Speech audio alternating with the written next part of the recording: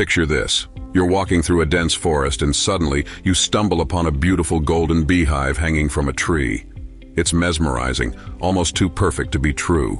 What you don't realize is that this hive isn't filled with honey, it's a trap, carefully designed to lure in unsuspecting creatures. Now replace the forest with the internet and the beehive with a digital honeypot. That's the sneaky cybersecurity tool we're exploring today.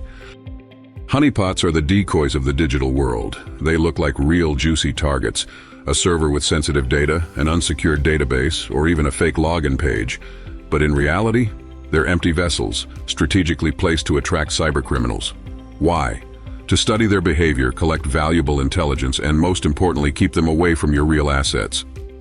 Imagine a hacker, let's call him Alex. Alex scans the internet for vulnerabilities and bam, he finds a seemingly wide-open server.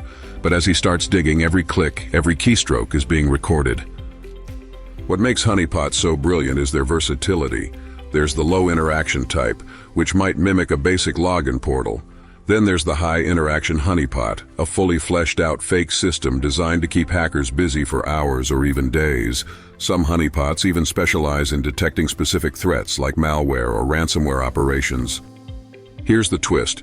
Honeypots aren't just passive traps. They actively reveal how attackers think, what tools they use, and what vulnerabilities they're targeting.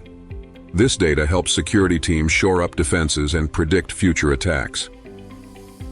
But honeypots aren't without risks. If misconfigured, they can backfire, inadvertently giving hackers a foothold into the network.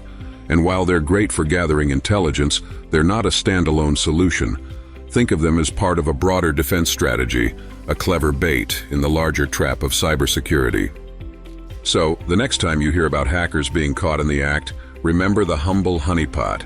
It's not just a trap, it's a mirror into the mind of a cybercriminal. And in the ever-evolving battle for digital security, sometimes the best defense is a really good lure.